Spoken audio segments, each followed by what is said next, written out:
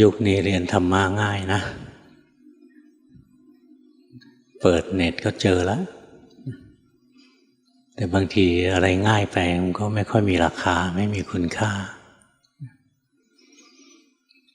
สมัยหลวงพ่อไปเรียนกับครูบาอาจารย์มันไม่ง่ายนั่งรถทัวร์นั่งรถไฟไปต่อรถเข้าหมู่บ้านบางทีก็เข้าไม่ถึงวัดอยู่เกินหมู่บ้านไปอีกอยู่บนเขาอยู่อะไรเงี้ยก็ต้องพยายามไปบางทีไปไม่ทันก็มีนะไปมันไม่มีรถจะเข้าหมู่บ้านไม่ยอมวิ่งก็เดินเอาบางที่ก็ขึ้นเขาขึ้นไปต้องเดินขึ้นไปเราอยากได้ธรรมะก็ต้องเอายอม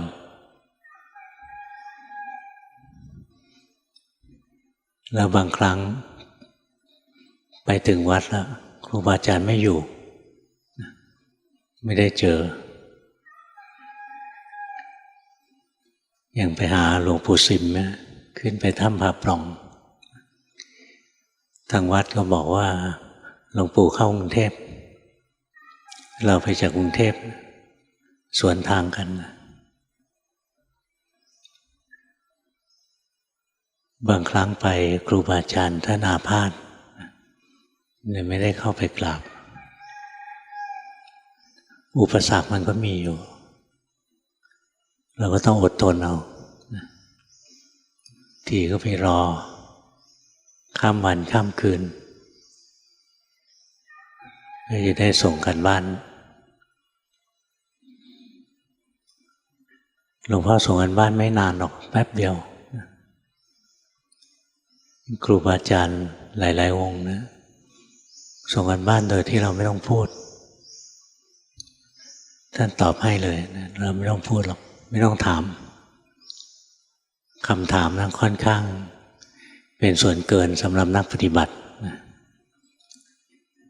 เริ่มจากฟุ้งซ่านก็คิดมากก็สงสัยมากก็อยากจะถามมากๆนี่เป็นวงจรที่เอาดียากมีอะไรขึ้นมาก็รู้ก็ดูเข้าไปของตัวเองจะยากอะไรนักหนาอย่างใจเราเศร้าหมองขึ้นมานะก็มีสติรู้ลงไปมันเศร้าหมองไม่ต้องไปดิ้นรนว่าทำยังไงจะหายเศร้าหมองตามรู้ตามดูมันไปบางครั้งมีอะไรแปลกๆเกิดขึ้นเราก็รู้ก็ดูไปมันรู้เหตุรู้ผลขึ้นมามันก็หายไม่ใช่ไปพยายามทำให้มันดับสภาวะที่มันไม่ดีถึงเวลามันรู้เองพอรู้แล้วมันก็วางในนักปฏิบัติไม่ถามเยอะหรอกบางทีเจอครูบาอาจารย์เจออย่างหลวงปู่สิมนะพอเห็นหน้าหลวงพ่อท่านก็กวักมือเรียกนะท่านก็บอกผู้รู้ออกมาอยู่ข้างนอกกิเลสไม่ได้อยู่ข้างในหรอกเนี่ยท่านรู้ทันว่าหลวงพ่อกำลังทำผิดอยู่เรียนกับหลวงปู่ดูลท่านบอกอย่าส่งจิตออกนอกหลวงพ่อก็เลยดูอยู่ข้างในก็เห็นกิเลสมันผุดขึ้นมาจากกลางอกมันขึ้นมาถ้ากิเลสมันแรงนะมันขึ้นมาครอบหัวเราราคะแรงๆเนี่ยหน้ามืดขึ้นมาหน้ามืด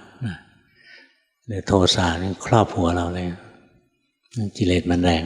กิเลสอ่อนๆก็กระเพื่อมขึ้นมาเบาๆหลวงพ่อก็ดูมันมาจากไหนเนาะไอ้กิเลสเนี่ยมันโผล่มาจากไหนหลวงพ่อรอให้มันโผล่ขึ้นมาก่อนพอมันโผล่ขึ้นมานะเรามีสติรู้มันรู้เบาๆ ถ้ารู้แรงมันจะขาดสะบั้นไปซะก่อนแค่รู้แต่มันก็ค่อยๆหดตัวลงไปแล้วก็มีสติตามระลึกรู้ลงไปเรื่อยมันเข้าไปข้างในนะลึกลงไปพอลึกลงไปมันเหมือนจะหาที่สุดไม่ได้หลวงพ่อก็เลยตั้งใจว่าเนี่ยถึงไหนถึงกันจะตามรู้ให้ได้เลยว่าต้นตอของกิเลสที่มันผุดขึ้นมาเนี่ยมันอยู่ตรงไหนสมมติว่ามันอยู่ในนครบาดาลอะไรงั้นจะตามลงไปดูสติมจ่อลงไปเบาๆจ่อแรงไม่ได้นะมันขาดหมดดูลงไปนะอยู่ๆมันสลายตัววับไปหายไปอ้าวเราจะตามดูต้นต่อของมันยังไม่ทันเห็นต้นต่อของมันเลยมันดับไปแล้วเพราะก็กลับขึ้นมาข้างนอกถอนจิตขึ้นมาเดี๋ยวความรู้สึกอื่นก็โผล่ขึ้นมาก็ดูแบบเดียวกันอีกก็หายไปอีกเนี่ยเฝ้ารู้เฝ้าดูอยู่อย่างเงี้ยเจอหน้าหลวงปู่สิมนะท่านบอกผู้รู้ออกมาอยู่ข้างนอกท่านเรียกหลวงพ่อว่าผู้รู้ท่านไม่รู้ชื่อบอกผู้รู้ออกมาอยู่ข้างนอกกิเลสไม่ได้อยู่ในนั้นหรอกตอนนั้นฟังแล้วก็สงสัยนะหลวงปู่ดูลบอกอย่าออกนอกเราเลยเข้าข้างในหลวงปู่สิมก็บอกอย่าเข้าไปข้างในงั้นเราอยู่กลางๆอยู่กลางๆไม่จับอะไรเลยนะอยู่กลางๆนึกว่าหลวงปู่เทศท่านก็เคยสอนนะว่าให้เป็นกลางพ่อก็เลยพยายามฝึกส่งจิตเคลื่อนเข้าไปหาอารมณ์พอมันเคลื่อนไปมันจะจับอารมณ์เราก็ไม่จับนะทวนกระแสเข้าหาตัวรู้พอจิตมันจะจับเข้ากับตัวรู้สติจะจับเข้ากับตัวรู้เราไม่จับนะทวนกระแสเข้าไปหาสิ่งที่ถูกรู้อีกในที่สุดมันก็ดับลงตรงกลางระหว่างผู้รู้กับสิ่งที่ถูกรู้ตรงนี้ไม่มีดินน้ำไฟลมร่างกายไม่มีโลกไม่มีดินน้ำไฟลมไม่มีพระอาทิตย์พระจันทร์ไม่มีอะไรเลยว่างสว่างบริสุทธิ์ดูดีแต่ก็นึกว่าโอ้อย่างนี้นิพพานนะนี่ทางสายกลางเล่นอยู่พักหนึ่งนะก็รู้ว่ามันไม่ใช่หรอกอันนี้เราทำขึ้นมาเราเจตนาทำสภาวะบางอย่างขึ้นมาแล้วคิดว่ามันจะดีรู้ว่าไม่ใช่รู้ว่าเป็นสมาธิชนิดหนึ่งเป็นสมถะขึ้นไปกราบหลวงปู่เทศนั่งไปรายงานท่านบอกผมสงสัยว่ามันจะเป็นสมาธิอะไรอย่างนี้ท่านบอกใช่เป็นสมาธิอย่างหนึ่งแต่เล่นไว้ยุคนี้ไม่มีใครเล่นสมาธิคนที่ชำนาญเรื่องสมาธินะไม่ค่อยมีละท่านบอกอย่างนี้พ่อบอกท่านว่าผมกลัวติดท่านบอกไม่ต้องกลัวถ้าติดอาตมาจะแก้ให้เองนะท่านบอกอย่างนี้หลวงพ่อก็เลยท่านสนับสนุนเราก็เล่นใหญ่เลยเล่นอยู่อย่างนั้นนะรู้ว่าไม่ใช่ทางนะรู้ว่าเป็นเรื่องของสมาธิครูบาอาจารย์บอกให้ทำก็ทำจะช้าหน่อยก็ไม่เป็นไรไม่อวดดื้อกับครูบาอาจารย์วันหนึ่งไปเจออาจารย์บุญจันทร์ถ้ำผาพึ่งท่านให้พระมาตามหลวงพ่อไปไม่รู้จักท่านนะท่านรู้จักเราไม่รู้จักท่านญาณทัศนะครูบาอาจารย์นะอัศจรรย์ที่สุดเลยหลวงพ่อจะไปวัดสันติธรรมที่เชียงใหม่ไปกราบอาจารย์ทองอินรู้จักกันถ้าไม่รู้สิหลวงปู่สิมไปกลางคืนไปตื่นนะมีพระมาดักอยู่หน้าวัดมาบอกหลวงพ่อบอกว่าอาจารย์บุญจันทร์มาจากถ้ำผาพึ่งให้ไปหาหน่อยหลวงพ่อบอกไม่ไปเราไม่รู้จักแล้วมันมืดแล้วนะ สัก2 ทุ่มมั้งทุ่ม2 ทุ่มอะไร2 ทุ่มได้ดูไม่ถูกกาลเทศะเลยอยู่จะไปหาท่านคำพระนั้นก็ตื้อนะหลวงพ่อก็ไม่เอาไปคุยอยู่กับอาจารย์ทองยินเป็นชั่วโมงแล้วออกมาเนี่ยท่านยังยืนรออยู่หน้ากุฏิอาจารย์ทองยินนะบอกให้ไปหาหน่อยหลวงพ่อเกรงใจท่านนะโอ้ท่านนี่ตื้อสุดยอดเลยไปก็ไปให้ท่านพาไปนี่เจออาจารย์ทองยินอาจารย์นั้นเจออาจารย์บุญจันทร์ท่านชี้หน้าเลยภาวนาไงเล่าให้ท่านฟังนะท่านก็ตะคอกเอาเนี่ยครูบาอาจารย์ไม่มาสอนนุ่มนวลนะบางองค์อ่ะทั้งดูทั้งด่าถ้าเราไปโกรธท่านเราก็เสียผู้เสียคนไปเลยนี่ท่านตะคอกเอาเฮ้ยนิพพานอะไรมีเข้ามีออกนะอย่างเงี้ยท่านก็ถามว่าเราจะภาวนาไงอีกก็เล่าให้ท่านฟังซ้ำนะโดนท่านตะคอกครั้งที่2นะจิตมันก็หมดความยึดถือสมาธิชนิดนี้ไปเลยมันไม่สนใจที่จะเข้าอีกแล้วเนี่ยครูบาอาจารย์ที่หลวงพ่อไปเรียนกับท่านนะบางองค์เราก็เจตนาไปหาบางองค์ท่านก็เจตนามาหาความเมตตาของท่านไม่มีประมาณไปเรียนกับท่านแล้วก็เอามาทำตรงไหนที่ท่านบอกว่าไม่ถูกเราก็ไม่ทำตรงไหนที่ท่านว่าควรทำเราก็ทำนะพยายามฝึกตัวเองไม่เชื่อกิเลสตัวเองไม่เชื่อความคิดเห็นของตัวเองไม่เชื่อคำสอนของครูบาอาจารย์แต่จริงๆหลวงพ่อฟังครูบาอาจารย์นะหลวงพ่อก็ตรวจสอบนะจริงๆเคารพรักศรัทธาแต่ที่หนึ่งของครูบาอาจารย์เลยก็คือพระพุทธเจ้างั้นถ้าครูบาอาจารย์สอนเนี่ยหลวงพ่อจะดูว่าสอดคล้องกับที่พระพุทธเจ้าสอนไหม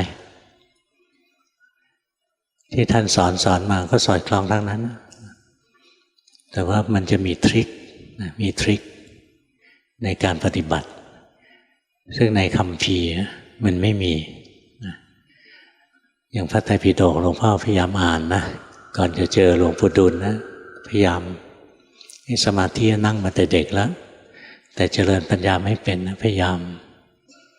อ่านพระไตรปิฎกอ่านทั้งหลายรอบก็จับหลักไม่ได้ว่าจะเริ่มปฏิบัติได้ยังไง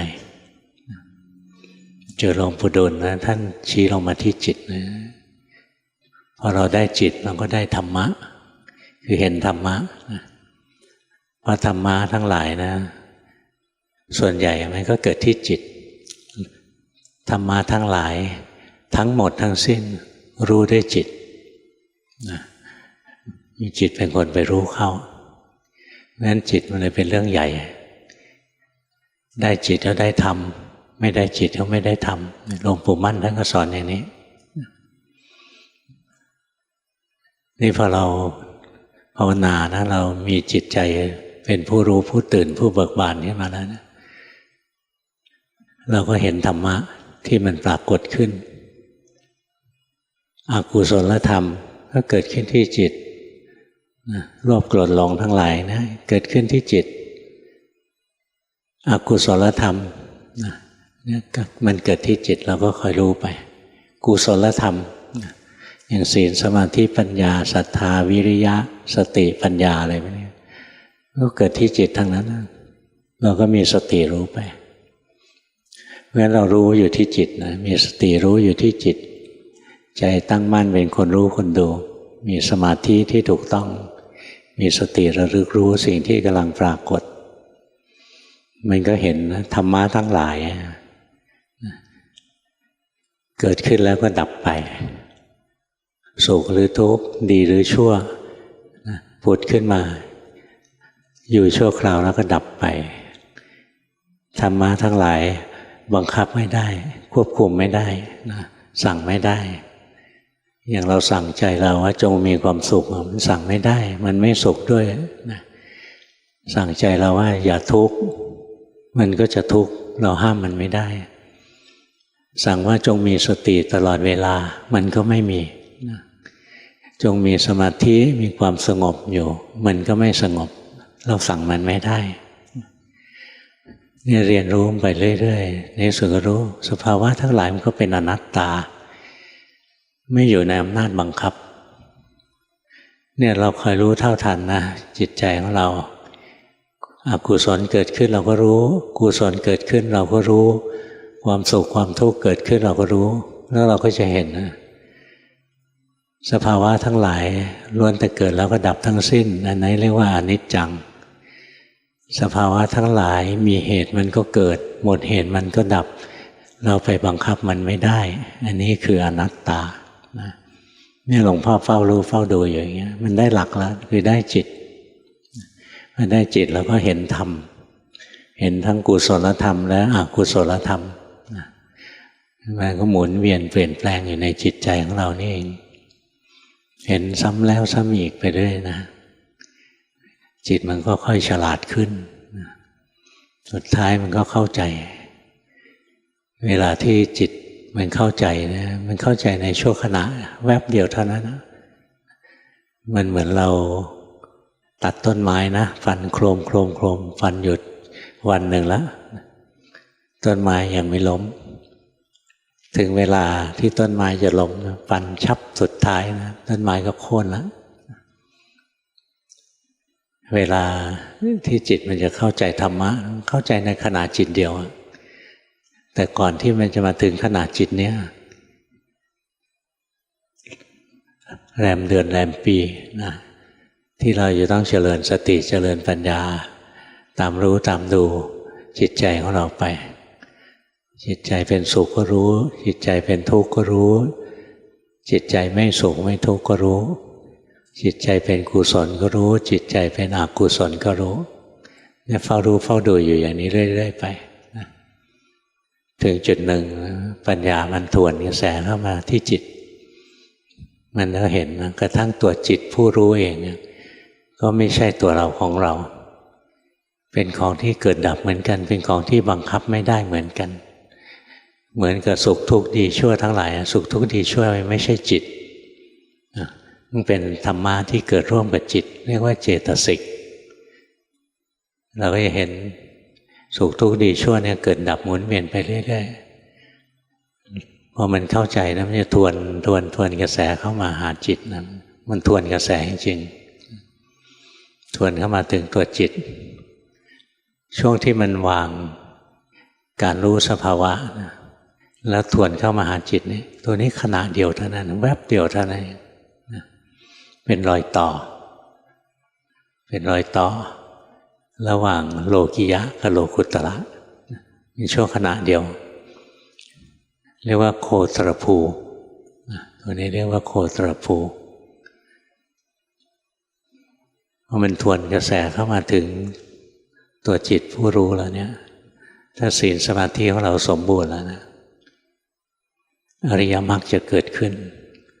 จะทำลายอาสวะกิเลสที่ห่อหุ้มจิตใจเราอยู่จิตใจก็จะเข้าถึงความว่างความสว่างความเบิกบานว่างนะว่างสว่างว่างในว่างกระทั่งความปรุงแต่งทั้งปวงว่างกระทั่งความคิดว่างกระทั่งสมมติบัญญัติมันว่างจริงๆแล้วแสงสว่างก็ปรากฏขึ้นในธรรมจักรกับปวัตตนสูตรนะท่านบอกว่าอาโลโกอุทธปาธิแสงสว่างเกิดขึ้นเป็นเรื่องจริงในปริยัติเนี่ยที่ท่านสอนจริงเราภาวนามาเรื่อยๆนะมีสติเจริญสติปัฏฐานไปเรื่อยทำวิปัสสนากรรมฐานไปเรื่อยสุดท้ายก็เห็นเข้าใจเกิดความเข้าใจตัวเข้าใจคือตัวปัญญานะถ้าเข้าใจในขั้นที่เกิดโลกุตระก็เป็นโลกุตระปัญญาสมาธิเป็นโลกุตระสมาธิในขณะนั้น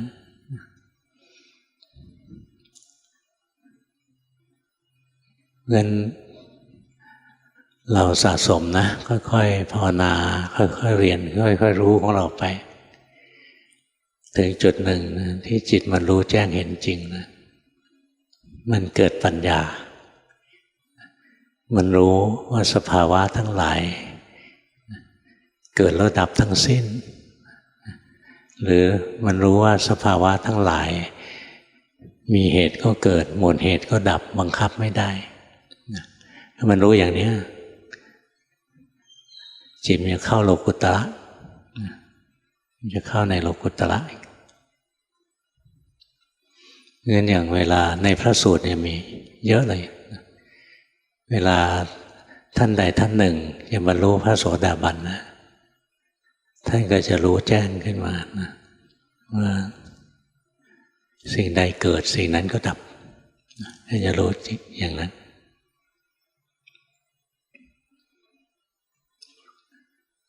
งั้นทุกสิ่งที่เกิดเราได้ดับทั้งสิ้นร่างกายของเราเกิดขึ้นมา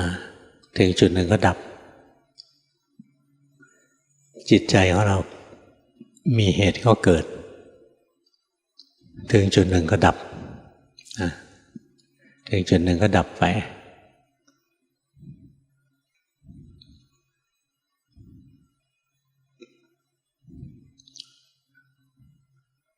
เนี่ยเฝ้ารู้เฝ้าดูนะให้มันจนมันได้ปัญญา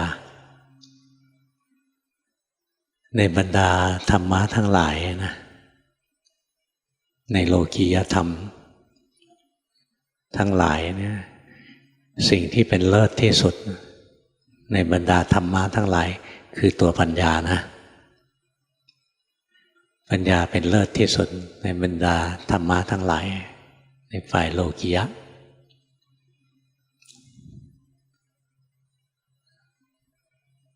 งั้นเราก็ต้องพยายามสะสมปัญญาปัญญาคือตัวความรู้ถูกความเข้าใจถูกเราจะรู้ถูกเข้าใจถูกได้เราต้องเห็นสภาวะธรรมทั้งหลายตามความเป็นจริงถ้าเราเข้าไปแทรกแซงสภาวะแล้วนะจะรู้ถูกไม่ได้มันผิดตั้งแต่ตอนจะรู้แล้วงั้นสิ่งที่หลวงพ่อสอนพวกเรานะหัดรู้สภาวะไปสิ่งที่เรียกว่าสภาวะก็คือตัวรูปธรรมตัวนามธรรมทั้งหลายนั่นแหละเป็นสภาวะธรรมนะอย่างความสุขก็เป็นสภาวะธรรมความทุกข์ก็เป็นสภาวะธรรมโลภโกรธหลงก็เป็นสภาวะธรรมนะสติก็เป็นสภาวะธรรมสมาธิปัญญาอะไรเนี่ยเป็นสภาวะทั้งนั้นแต่ละตัวนะโกรธเนี่ยก็เป็นสภาวะโลภก็เป็นสภาวะสิ่งเหล่านี้พวกเรามีอยู่แล้วแล้วพวกเรารู้ก็รู้ได้นะอย่างเวลาใจเราโกรธขึ้นมาเนี่ยเรารู้ว่าใจเราโกรธจะไปยากอะไรนะแต่ทำไมคนทั่วไปไม่บรรลุมรรคผลเพราะเวลาความโกรธมันเกิดนะมันมัวสนใจสิ่งที่ทำให้เราโกรธอย่างเราเห็นคนนี้เราเกลียดมันมากเลยเราเกลียดคนไหนมากนะเราจะสนใจมันมากนะงั้นแทนที่เราจะเห็นว่าจิตกำลังโกรธนะเราไม่เห็นนะเรามัวไปเห็นคนที่ทำให้เราโกรธหรือสมมติเราไปซื้อเสื้อมาตัวหนึ่งนะเสื้อผ้าสำเร็จรูปสวยถูกใจแพงด้วยมีแบรนด์ด้วยนะมาซื้อมาถึงที่บ้านนะเราพบว่ามีรอยขาดอยู่นิดหนึ่งนะโมโหตัวเองมากเลยว่าทำไมไม่ดูให้ดีจะเอาไปคืนเอาไปเปลี่ยนนะก็พูดกับเขาไม่ถูกแล้วดีไม่ดีเขาก็บอกเราเป็นคนทำขาดนะเถียงสู้ไอ้คนขายไม่ไหวอะนั่งเจ็บใจเวลาเจ็บใจทำยังไงก็จะดูบ่อยๆนะเวลาเราหยิบเสื้อตัวนี้มาดูเราก็จะดูไอ้ตรงที่รอยที่ขาดไอ้ส่วนที่ดีๆทั้งตัวเนี่ยไม่ดูหรอกนะโทสะอยู่ตรงเนี้ยงั้นตัวไหนทำให้เรามีโทสะนะเราก็จะพุ่งความสนใจไปที่นั้นตัวไหนทำให้เรามีราคะเราก็จะพุ่งความสนใจไปที่นั้น ตัวไหนที่ทำให้เราหลงเราก็จะพุ่งความสนใจไปที่นั้นเราเลยไม่รู้ว่าตอนนี้กำลังโลภหรือกำลังโกรธหรือกำลังหลงอยู่นะเพราะเรามัวแต่สนใจสิ่งที่ทำให้โลภสิ่งที่ทำให้โกรธสิ่งที่ทำให้หลงมัวสนใจของข้างนอกหลวงปู่ดูลย์ท่านถึงสอนบอกว่าอย่าส่งจิตออกนอกคอยรู้เท่าทันจิตใจตนเองไปอย่าส่งจิตไปข้างนอกเนี่ยความสอนของท่านนะตรงไปตรงมาแต่สำหรับผู้เรียนนะมันเป็นคำสอนที่โหดมากๆเลย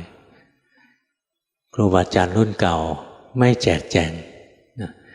สอนแบบกระชับมากเลยสั้นยิ่งหลวงปู่ดูลย์เนี่ยขึ้นชื่อลือชาเลยว่าพูดประโยค2ประโยคนะแต่ครอบคลุมการปฏิบัติไว้มากมายมหาศาลเลยอย่างท่านบอกอย่าส่งจิตออกนอกเนี่ยจิตที่ออกนอกคือจิตที่มีตัณหามีตัณหาเป็นตัวผลักดันให้ทะยานงั้นตัณหาเลยมีคำแปลภาษาไทยว่าทะยานอยากเป็นความทะยานอยากนะตัวตัณหาทะยานออกไปทะยานไปทางไหนทะยานไปทางตาหูจมูกลิ้นกายใจทะยานไปทางตาวิ่งออกไปดูอย่างเราขับรถอยู่เนี้ยเราเห็นข้างหน้ารถติดนะรถชนกันอะไรเงี้ยใจมันทะยานไปดูนะขับรถนี่เลยชะลอนะทั้งที่อยู่คนละฝั่งกับรถที่ชนนะเราอยู่อีกฝั่งหนึ่งไม่ควรจะติดรถก็ติดด้วยเพราะทุกคนถูกตัณหาครอบงำอยากดูนะอยากดูรถชนกันอะไรเงี้ยก็ชะลอไปเรื่อยในขณะนั้นใจอยากดูไม่รู้ว่าอยากนะเนี่ยลืมตัวเองไปตัวเองชะเง้อดูฝั่งตรงข้ามแทนที่จะดูถนนนะความสนใจมีอยู่ที่อื่นจิตมันทะยานออกไปนะไปทางตาไปทางหูอย่างได้ยินใครเขาคุยกันนะก็สนใจพยายามจะไปฟังทางจมูกนะมีกลิ่นอะไรแปลกๆกันก็จะสนใจดมอย่างตามศูนย์การค้าหลวงพ่อเคยเจอตอนเป็นโยมพวกผู้หญิงก็ไปซื้อน้ำหอมเขาจะมาทาที่หลังมือแล้วก็ดมแล้วก็ทำหน้าทำตาอย่างโน้นอย่างนี้พอใจไม่พอใจบางคนก็ลองลิปสติกนะลองส่องกระจกสวยไม่สวยอะไรอย่างเงี้ยในขณะนั้นไม่มีสติเลยมันหลงไปดูนะดูอะไรดูกระจกนะเดี๋ยวนี้ผู้ชายก็ทาลิปสติกเนาะผู้ชายก็ทาแล้วรักสวยรักงามนะกลัวไม่สวยไม่งามบ้างแล้วกระทั่งพระนะเพิ่งเห็นข่าวไม่กี่วันเนี่ยเขาเรียกอะไรนะหลวงเจ๊ปากแดง หลวงเจ๊ปากแดงไม่ใช่หลวงพี่นะเป็นหลวงเจ๊นะ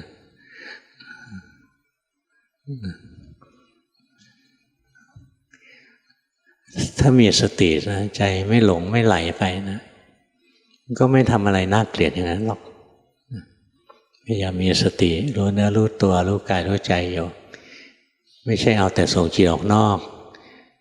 วุ่นวายจะคอยดูรูปฟังเสียงดมกลิ่นลิ้มรสรูปสัมผัสในร่างกายหรือหลงไปคิดนึกในใจหลงไปเพ่งทางใจอะไรนะ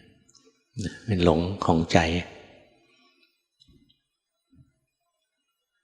สิ่งที่เราจะได้จากการไม่ส่งจิตออกนอกนะคือสมาธิที่ถูกต้องจิตจะทรงตัวเด่นดวงอยู่อย่างพวกพระเนี่ยบวชมาอยู่กับหลวงพ่อนะใช้เวลาเป็นเดือนๆในการฝึกที่จะให้ได้สมาธิที่ถูกต้องถ้าไม่มีสมาธิที่ถูกต้องเจริญปัญญาไม่ได้จริงหรอกนะหลวงพ่อกล้าพูดเลยไม่มีสมาธิปัญญาไม่เกิดหรอกนะ งั้นฝึกกันนานขนาดพระนะฝึกกันเป็นเดือนเลยบางองค์เป็นปีนะแต่ละคนต้นทุนมันไม่เท่ากันไม่ใช่ต้นทุนมันไม่เท่ากันต้นทุนท่านไม่เท่ากันนะไม่เรียกพระเป็นมันเคยปากนะนี่เป็น ความเคยปากเรียกวาสนา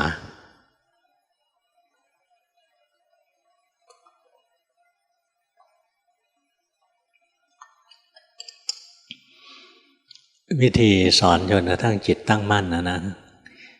ที่หลวงปู่ดูลบอกอย่าส่งจิตออกนอกวิธีที่เราจะไม่ส่งจิตออกนอกคือมีสติรู้ว่าจิตออกนอกนะเคล็ดมันอยู่ตรงนี้เองหลวงปู่ไม่สอนนะแต่ว่าอาศัยฟังท่านแล้วมาลองมือทำนะเรามั่นใจแล้วไปให้ท่านดูว่าท่านโอเคการที่เราไม่ส่งจิตออกนอกเพราะเรามีสติรู้ทันจิตที่ส่งออกนอกนะทันทีที่มีสติรู้ทันจิตที่ออกนอกนะจิตที่ออกนอกจะดับจิตรู้จะเกิดขึ้นโดยอัตโนมัติงั้นเวลาเราปฏิบัติเนี่ยอย่าพยายามทำให้ถูกแต่ให้รู้ตรงที่มันผิดอย่างจิตมันหลงออกไปดูเงี้ยรู้ทันอ้าวหลงไปดูแล้วลืมตัวเองแล้วหรือเราหัดพุทโธพุทโธหัดหายใจอยู่พอมันหลงนะมันจะลืมพุทโธลืมลมหายใจอ้าวมันหลงไปแล้วอย่างเราพุทโธอยู่นี่เป็นงานในใจของเรามันหลงไปแล้วหลงไปคิดเรื่องอื่นนี่หลงทางใจเรารู้ว่าหลงไปคิดแล้วลืมพุทโธไปนะตัวหลงคิดจะดับตัวผู้รู้จะเกิดเพราะฉะนั้นที่หลวงปู่ดูลบอกอย่าส่งจิตออกนอกแล้วเราจะได้สมาธิที่ถูกต้องนะตรงประโยคหลังนี้หลวงพ่อพูดให้ฟังเองนะท่านสอนแค่ว่าอย่าส่งจิตออกนอกถ้าเราไม่ส่งจิตออกนอกเราจะได้สมาธิที่ถูกต้องแล้วทำไงจะไม่ส่งจิตออกนอกหลวงปู่ดูลบอกว่าธรรมชาติของจิตย่อมส่งออกนอกงั้นอย่าไปพยายามทำให้มันไม่ส่งออกนอกเลยแต่ว่าเมื่อมันส่งออกนอกแล้วให้มีสติหลวงปู่ก็สอนเหมือนกันนะอันเนี้ย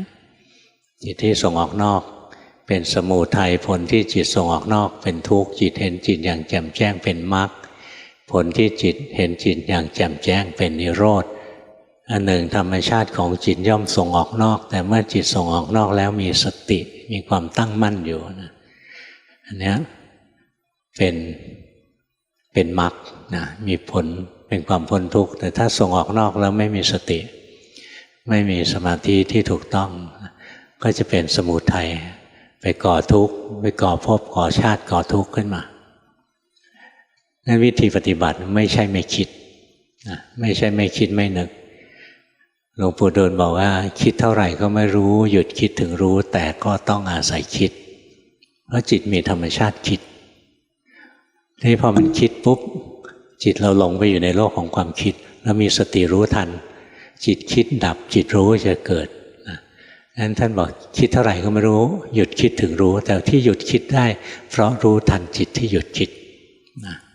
เนี่ยคือคำสอนที่หลวงปู่ดูลท่านสอนหลวงพ่อไว้นี่พอจิตเราตั้งมั่นถูกต้องดีแล้วเนี่ย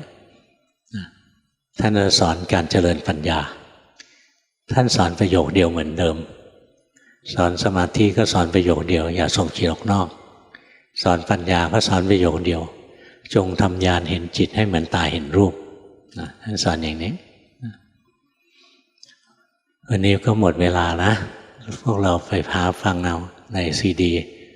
ใน YouTube ที่หลวงพ่อเทศไว้มีทำญาณเห็นจิตให้เหมือนตาเห็นรูปทำยังไงไปฟังเอาเองก็แล้วกันมีให้ฟังเยอะแยะต่อไปให้ส่งกันบ้านขอบคุณครับโอเคต่อไปช่วงส่งกันบ้านนะครับเดี๋ยวผมจะประกาศหมายเลขก่อนแล้วรบกวนคนที่ส่งกันบ้านยืนแสดงตัวให้หลวงพ่อท่านเห็นนะครับผมเดี๋ยวถอดแมสหน่อยหลวงพ่อฟังไม่ออกฟังไม่รู้เรื่องครับสวัสดีครับขอโอกาสครับต่อไปช่วงส่งกันบ้านนะครับผมเดี๋ยวผมจะประกาศหมายเลขก่อนแล้วก็คนที่จะส่งกันบ้านรบกวนยืนขึ้นนะครับผมเพื่อให้หลวงพ่อได้เห็นนะครับผมเบอร์ 7ครับผมฟังซีดีหลวงพ่อมาประมาณ4 ปีตอนนี้เวลาปฏิบัติมันจะจงใจไปดูแล้วก็รู้สึกว่าตัวเองเพ่งมากไปขอคำแนะนำหลวงพ่อด้วยครับรู้ว่าเพ่งนะก็ดีแล้วไม่ต้องหาทางว่าทำยังไงจะไม่เพ่งไม่ต้องทำอะไรรู้อย่างที่มันเป็น พอเพ่งไปแล้วถ้าเราอยากให้หายเพ่งอยากให้เลิกเพ่งเราจะยิ่งดิ้นรนมากกว่าเก่าเพราะงั้นถ้าเพ่งอยู่รู้ว่าเพ่งอยากจะเลิกเพ่งรู้ว่าอยากเนี่ยดูอย่างนี้ไปเลยนะแล้วมันก็เลิกไปเองแหละเพราะการเพ่งเองก็ตกอยู่ใต้ไตรลักษณ์เหมือนกันยิ่งดิ้นรนมากจะยิ่งทุกข์มากนะยิ่งดิ้นรนมากก็ยิ่งห่างไกลธรรมะที่ไม่ดิ้นรนธรรมะที่พ้นความปรุงแต่งงั้นเราจงใจปฏิบัตินะเราก็ยิ่งดิ้นรนมากกว่าเก่าอีกรู้สบายๆเพ่งรู้ว่าเพ่งตอนนี้ก็เพ่งน้อยลงแล้วล่ะรู้สึกหรือเปล่า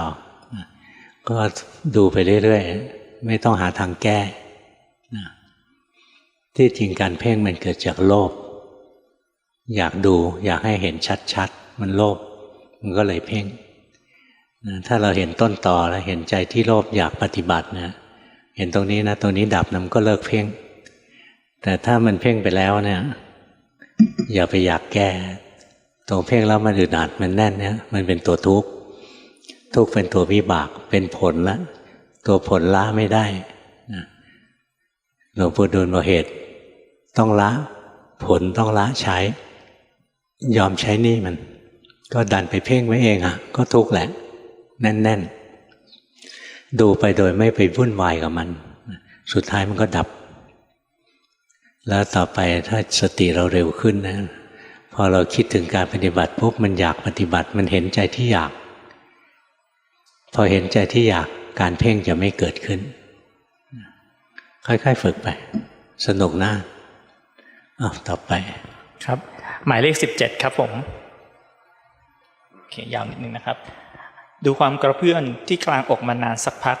สังเกตได้ว่าความกระเพื่อมจะกระเพื่อมแบบเดียวกันกับความไหวที่เป็นไปตามรูปอย่างระลอกคลื่นของน้ำหรือแบบเดียวกับใบไม้ที่ไหวไปมาหูได้ยินเสียงจะกระเพื่อมตามเสียงสูงต่ำที่มากระทบลักษณะของการกระเพื่อมที่กลางอกเมื่อกระทบผัสสะภายนอกนั้นลักษณะเดียวกันกับการถ่ายทอดพลังงานหรือคลื่นจากภายนอกเข้าสู่ภายในทำให้เกิดเป็นสังขารเกิดดับอยากจะถามหลวงพ่อว่าใจความที่สรุปไปและเกิดจากการฟุ้งซ่านในธรรมปัญญาล้ำหน้าหรือวิปัสสนูกิเลสเปล่าครับฟุ้งซ่านนะจิตหนูมันยังฟุ้งอยู่นะโมหะมันเยอะเพราะงั้นหาเครื่องอยู่ให้จิตอยู่ก่อนแล้วคอยรู้ทันเวลาจิตมันหลงไปที่อื่นนะไอ้ที่พูดมานะมันถูก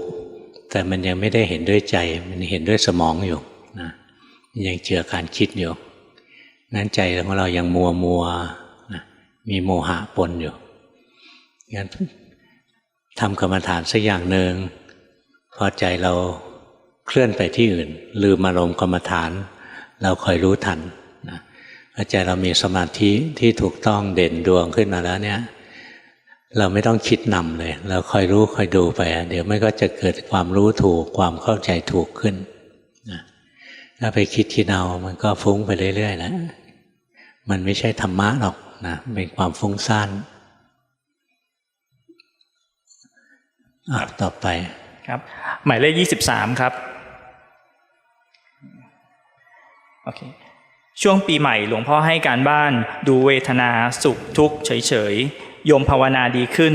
เห็นจิตเคลื่อนไหวได้บ้างเห็นกิเลสได้บ้างกราบขอคำแนะนำครับถูกแล้วล่ะแต่ตอนนี้จิตไม่ตั้งมั่นจิตไม่อยู่กับฐานจิตว่างๆออกไปอยู่ข้างนอกรู้สึกหรือเปล่าลองสายหน้าแล้วรู้สึกสินะลงคิดนะหายใจเข้ารู้สึกตัวหายใจออกรู้สึกตัวสบายๆนะหายใจไปสบายๆสงบก็ช่างไม่สงบก็ช่างตรงนี้ใจหนีไปคิดแล้วนะรู้ว่าหนีไปคิดหายใจไปสบายๆจิตต้องการเครื่องอยู่นะจิตเราไม่ได้มีกำลังถึงขนาดจะตั้งมั่นเด่นดวงโดยไม่มีเครื่องอยู่หรอกเพราะเราอยู่กับลมหายใจไว้พออยู่กับลมหายใจแล้วจิตมันเคลื่อนไหวจิตมันไปทำงานอะไรเนี้ยคอยรู้ทันมันนะแล้วเราจะได้ก้าวหน้ากว่านี้นะถ้าสมาธิมันยังไม่พอใจมันฟุ้งมันกระจายตัวออกไป ครับหมายเลข35ครับผมคำถามนะครับผมก่อนนอนจะใช้วิธีภาวนาไปด้วยแต่รู้สึกว่าทำให้หลับยากแปลว่าติดเพ่งหรือตั้งใจมากไปหรือเปล่าครับไม่ใช่หรอกบางคนนะเวลาจะนอนนะภาวนาแล้วก็หลับอย่างรวดเร็วเลยบางคนสติดียิ่งภาวนาตอนนอนนะมันจะไม่นอนหรอกบางทีไม่ดีสว่างอยู่ข้างในสว่างจนเช้าเลยอันนั้นก็เป็นเรื่องปกติเหมือนกันงั้นเวลาถ้าเราต้องการนอนจริงๆเราต้องคลายความตั้งใจนะคลายสติให้มันอ่อนตัวลง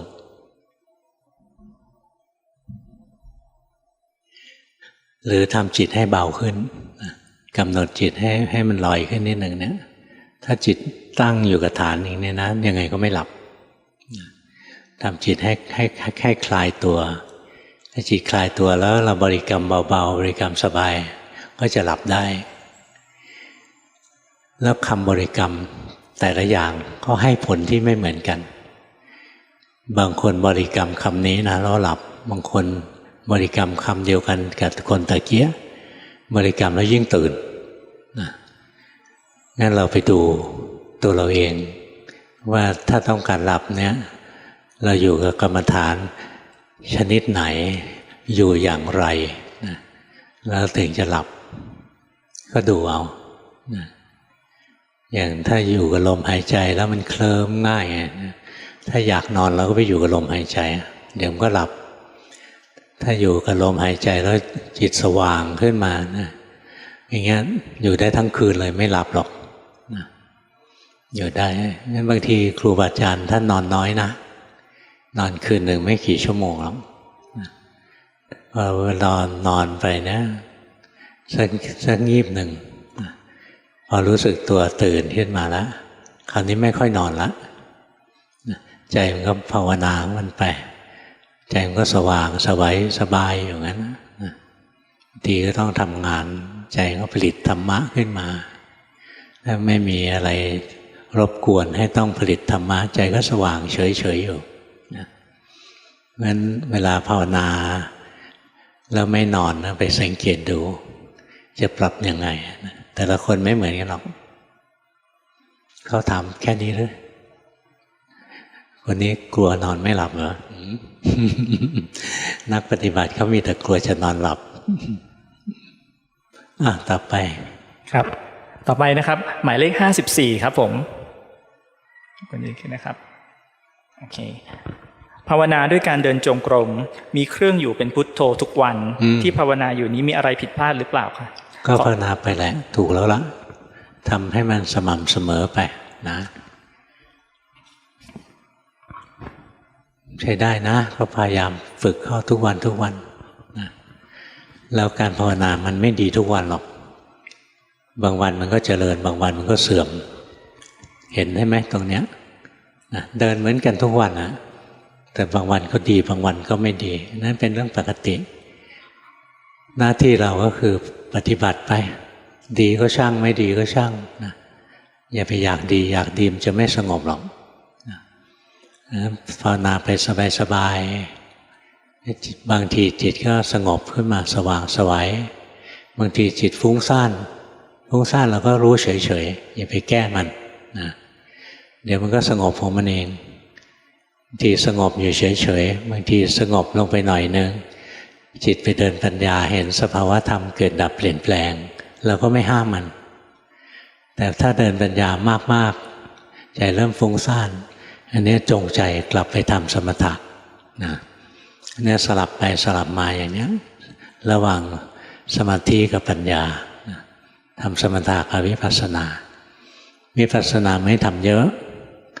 นะสมถะทำให้ดีจิตทรงพลังขึ้นมาจริงๆนะการเจริญปัญญาจะใช้เวลาไม่มาก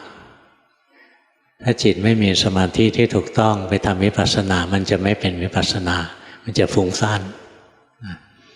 งั้นเวลาเราเจริญปัญญากับความฟุ้งซ่านเนี่ยหลวงพ่อพุธท่านเคยสอน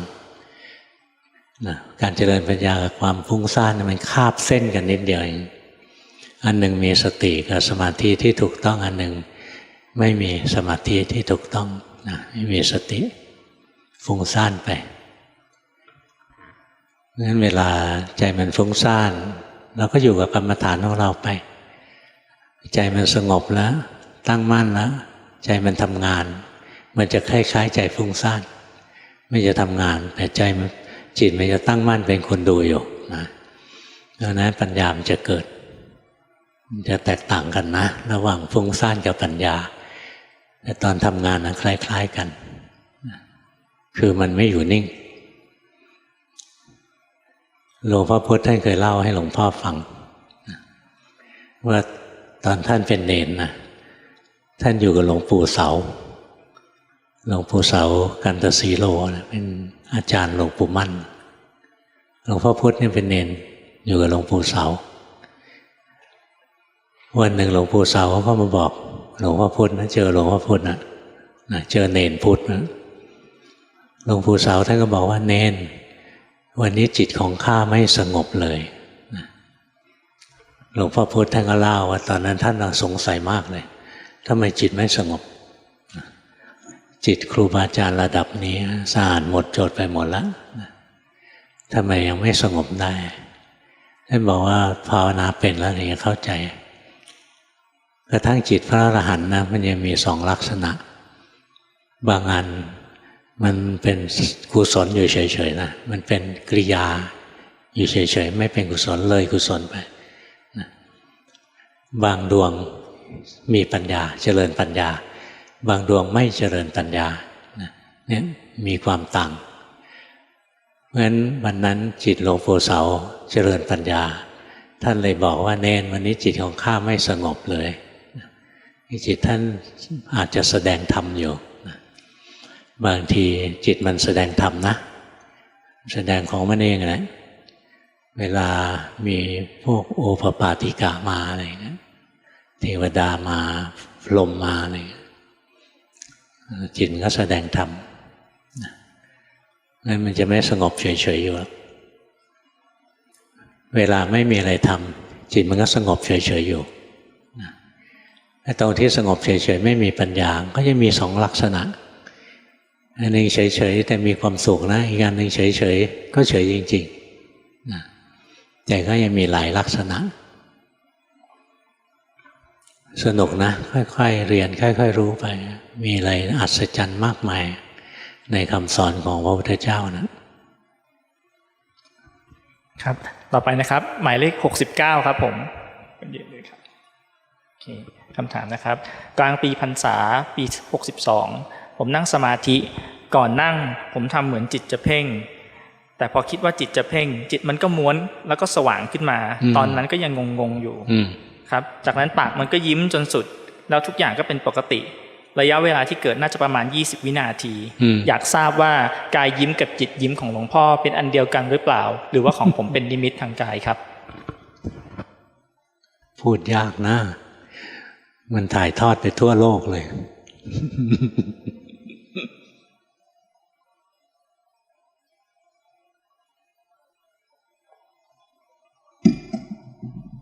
สังเกตเอาเองก็แล้วกันเวลาใจเราเผลอๆแล้วคิดโน้นคิดนี่มันรู้สึกไหมว่าจิตนี่คือตัวเราแค่สังเกตอย่างนี้เอา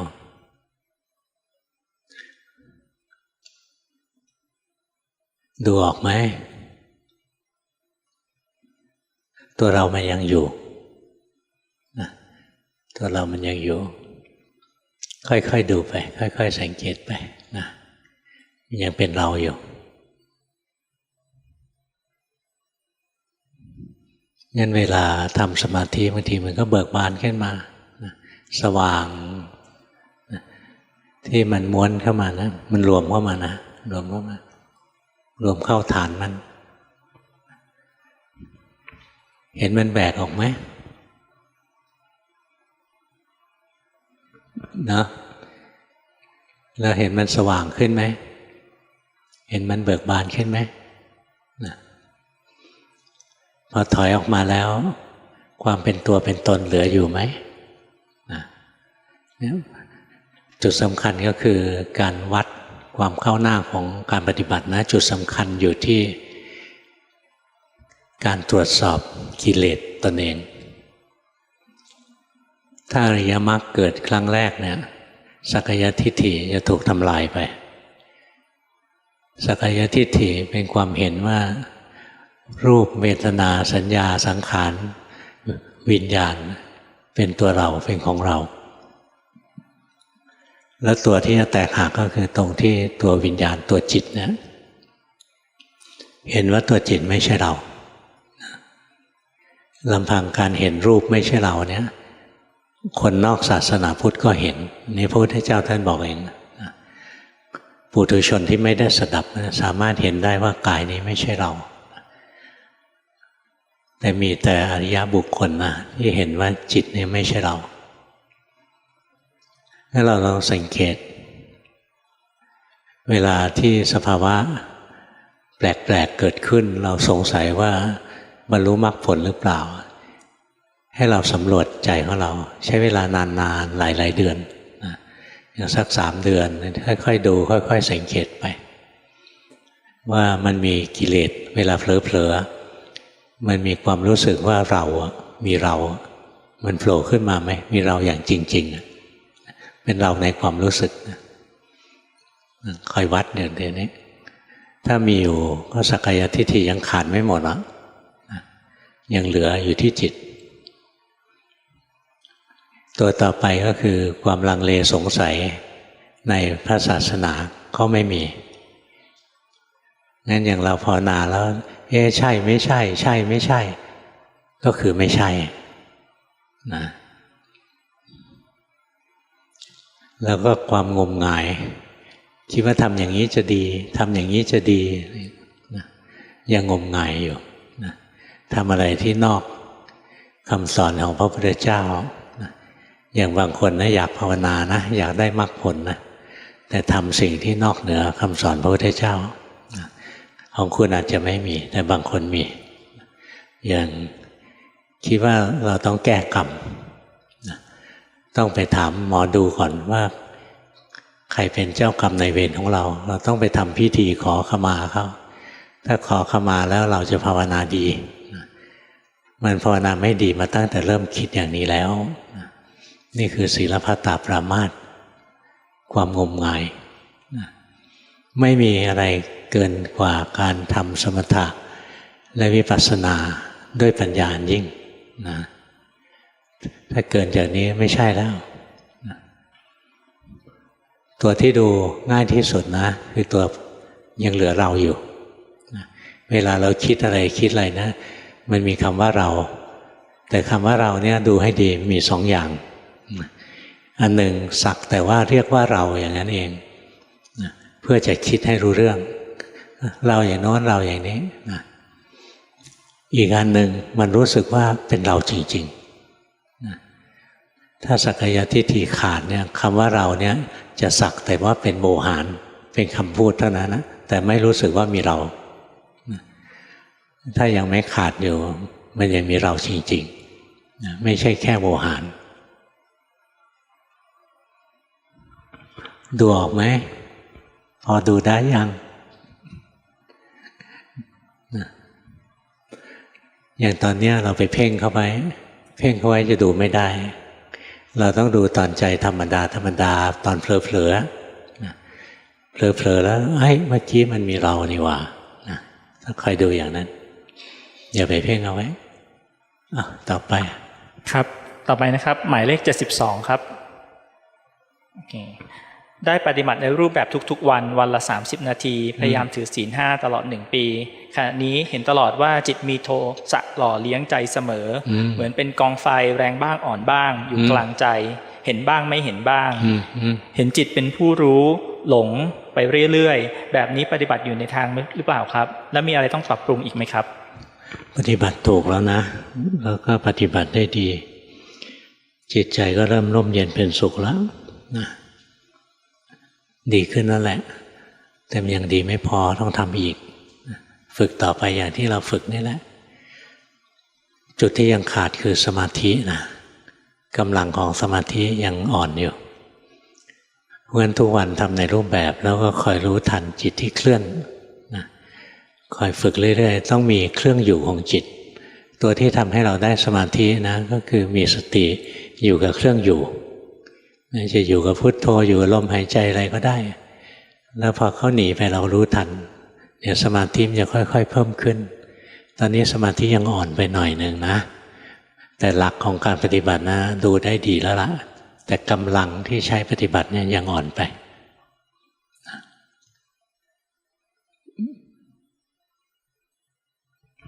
ฮัลโหลคนสุดท้ายนะครับหมายเลข77ครับผมโอเคคำถามนะครับช่วงนี้เวลาจิตมีแรงจิตจะไปดูการเกิดดับของนามธรรมต่างๆดูความสัมพันธ์ของเหตุและผลไม่ได้เข้าไปให้ความหมายอะไรรู้แต่ว่านี่คือนามธรรมหนึ่งแต่ระหว่างที่พิจารณาจิตจะทิ้งบริกรรมพุทโธที่เป็นอารมณ์กรรมฐานสักพักหนึ่งก็หมดแรงแล้วหลงไปอยู่กับความคิดยาวๆขอเมตตาหลวงพ่อแนะนำว่าควรจะปฏิบัติต่อไปอย่างไรครับเวลาเจริญปัญญานะมันจะใช้พลังของจิตมากเพราะงั้นเวลาเจริญปัญญาเนี่ยเราจะทิ้งการทำสมาธิไปเลยเนี่ยไม่ได้ทุกวันแบ่งเวลาไว้ทำสมาธิคืออยู่กับเครื่องอยู่ของเราไปเรื่อยๆใจเรามีกำลังขึ้นแล้วเวลามันไปเจริญปัญญาเนี่ยมันจะได้เห็นสภาวะถูกต้องแล้วมันจะไม่ดับไปอย่างรวดเร็วไม่หมดแรงอย่างเร็วนี่คนจีนหรือเปล่างั้นต้องรอเขาแปลก่อนแปลอยู่ค่ะมีล่ามสดวันนี้ค่ะอ๋อแปลสดเหรอค่ะดี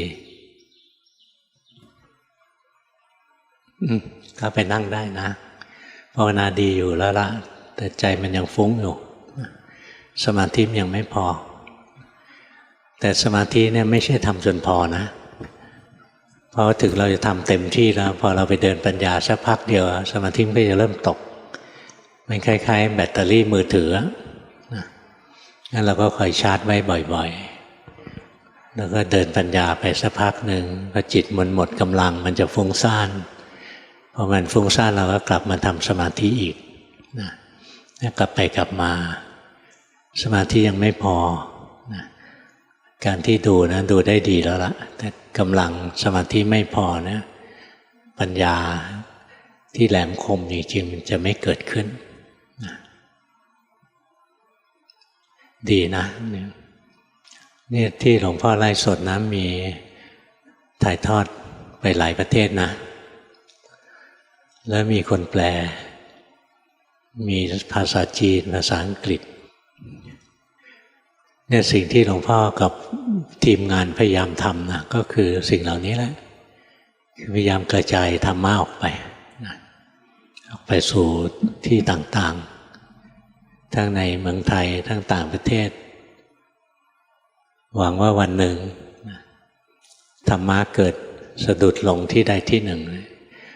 ที่อื่นยังเหลืออยู่ก็ยังฟื้นฟูกลับขึ้นมาได้ไปรับกลับมาได้ครูบาอาจารย์ท่านก็พูดว่าวันหนึ่งมันก็หมดจากเมืองไทยคงต้องไปเรียนที่อื่นหลวงพ่อได้ยินท่านบอกอย่างนี้ก็เลยพยายามสอนใช้สื่อใช้อะไรนะมีทีมงานช่วยกันทำงานช่วยกันแปลวันหนึ่งหมดจากที่นี่ที่โน้นยังอยู่เราก็ไปเรียนคืนมาเรียนคืนมามันเหมือนเราเวียนเทียนนะเทียนของเราดับเทียนของคนใกล้ๆเรายังมีเราก็ไปต่อเทียนคืนมาเสร็จแล้วของเขาดับบ้างก็มาต่อจากของเราอย่างตอนนี้คนต่างประเทศเขาก็มาเรียนการปฏิบัติ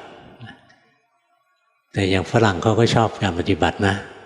แต่มันจะไปทางสมาธิไปทางทิเบตจะไม่ใช่เรื่องสติปัฏฐานอย่างที่พวกเราเรียนกัน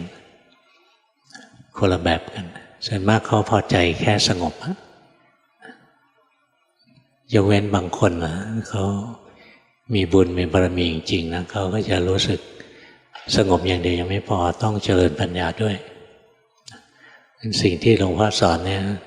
มีทั้งเรื่องสมาธิทั้งเรื่องปัญญา งั้นถ้าเราเรียนแล้วเราก็เอาไปทำนะภาคเพียรอดทนก็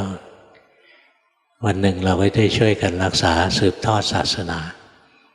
หลวงพ่อก็ไม่ได้อยู่คำฟ้าได้ถึงวันหนึ่งก็ไม่อยู่ลูกศิษย์ลูกหาที่ได้ภาวนา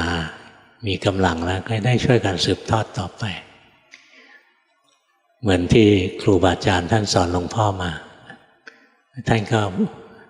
ให้หลวงพ่อทำงานต่อไปอย่างหลวงพ่อพุธเนี่ยท่านสั่งเลยแต่หลวงพ่อยังไม่ได้บวชนะหลวงพ่อพุธท่านสั่งเลยว่าคุณไปเผยแพร่ให้คุณไปเผยแพร่ธรรมะนะคนที่จริตนิสัยอย่างคุณยังมีอยู่ถ้าเขาไม่ได้ฟังเขาจะเสียโอกาสท่านสั่งอย่างนี้หลวงปู่ดูลท่านเคยบอกแต่ไม่ได้บอกกับหลวงพ่อท่านบอกกับลูกศิษย์อีกคนหนึ่งบอกตั้งแต่ก่อนที่หลวงพ่อจะเจอท่านหลวงปู่ดูลบอกผู้หญิงคนนี้อยู่แถววัดบุญญราศีนะผู้หญิงนี่เข้าไปเป็นคนสุรินทร์นะรู้จักหลวงปู่เข้าไปลาหลวงปู่จะแต่งงานมาอยู่ชลบุรีอย่างนี้หลวงปู่ท่านบอกเมืองน้ำเค็มบอกใช่อยู่ริมทะเลหลวงปู่ก็บอกว่าต่อไปลูกศิษย์เราเนี่ยจะเอาธรรมะของเราไปเผยแพร่ที่นั้นท่านบอกอย่างนี้งั้นจริงๆครูบาอาจารย์คล้ายๆท่านฝึกหลวงพ่อไว้เพื่อทำงานสืบทอดนะหลวงปู่สิมท่านก็เคยบอกพระที่อยู่กับท่านว่าโยมคนนี้ที่เพิ่งมาหาท่านเพิ่งกลับไปเนี่ยต่อไปจะเป็นกำลังของพระศาสนาที่ท่านคิดจะให้เราทำงานทั้งนั้นนะไม่ได้ให้เราเอาตัวรอดคนเดียวหรอกหลวงพ่อก็สืบทอดครูบาอาจารย์ท่านฝากปณิธานไว้พ่อก็ทำงานต่อทีแรกหลวงพ่อพุธสั่งให้เผยแพร่หลวงพ่อยังงงเลยเราจะเผยแพร่ได้ไงเราไม่มีเครื่องมืออะไรสักอย่างเลยไม่มีอะไรเลยเป็นข้าราชการเด็กๆนะตอนนั้นชั้นผู้น้อยเงินทองอะไรก็ยังไม่มีครูบาอาจารย์สั่งก็ต้องหาทางทำหลวงพ่อก็เขียนธรรมะเขียนประสบการณ์การปฏิบัติส่งไปลงหนังสือโลกทิพย์เราไม่มีเงินพิมพ์เองนะเราก็อาศัยเขาพิมพ์แต่ตอนนั้นถึงหลวงพ่อพิมพ์ก็ไม่มีคนอ่านหรอกเพราะเขาไม่รู้จักคนเราดูกันที่ยี่ห้อที่โลโก้ยังไม่รู้จักก็ไม่เอานี่ก็ทำงานมาเรื่อยๆนะค่อยๆขยายตัวไปเรื่อยๆคนที่มีบุญบารมีร่วมกันมามีปณิธานร่วมกันมาก็ค่อยๆเข้ามาช่วยกันทำงานถึงวันนี้มันก็กว้างขวางออกไปเยอะแล้ว